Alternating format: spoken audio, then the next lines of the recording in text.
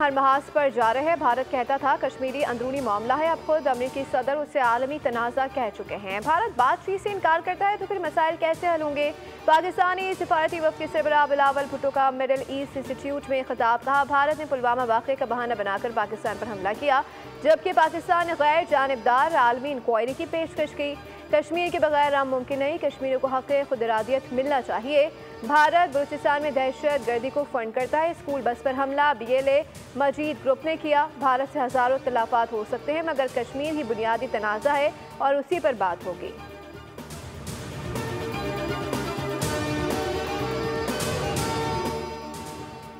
Trump और Xi Jinping का telephonic राब्ता। अमरीकी और चीनी सदूर के दरमियान 1.5 घंटे तवील टेलीफोनिक गुफ्तगू। सदर ट्रंप ने कहा चीन से तजारती मुआहदा करना इंतहाई मुश्किल था, मगर सदर शी जिनपिंग का एहतराम करते हैं। ट्रंप ने 2 तरफा वफूद की जल्द मुलाकात और मुस्तकबिल करीब मीडिया ब्रीफिंग की यकीन दहानी भी कराई। दोनों सदूर ने एक दूसरे को दौरे की दावत भी दी।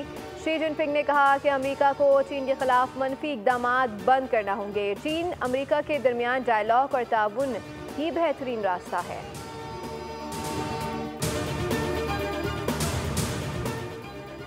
वज़ीर आज़म शहबाज शरीफ आला सरकारी वफ़द के हमरा सऊदी अरब पहुँच गए। Field marshal general Asim Munir भी उनके हमरा हैं। जद्दा पहुँचने पर डेप्यूटी गवर्नर शहजादा सऊद बिन मशर बिन अब्दुल अजीज से इस्तकबाल किया। पाकिस्तानी सफ़ीर अहमद फारूक कौंसल जनरल खालिद मजीद ने भी खैर मकदम किया। वज़ीर आज़म शहबाज शरीफ सऊदी वली है शहजादा मोहम्मद बिन सलमान से मुलाकात करेंगे।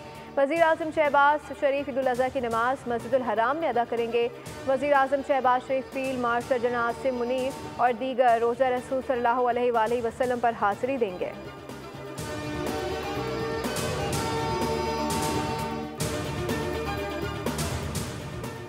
और लब्बैक अल्लाहुम्मा लब्बैक हज का रुकन आज़म वक़ूफ़ अरफ़ा अदा।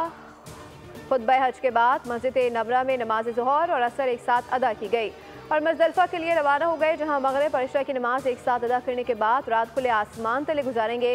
इबादत के साथ रमी के लिए कंकरियां जमा करेंगे। कल मिना पहुंचकर शैतान को कंकरियां मारी जाएंगी।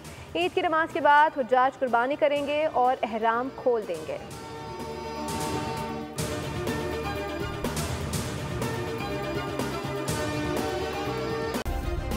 सब्सक्राइब करें और बेल दबाएं ताकि कोई खबर रह न जाए।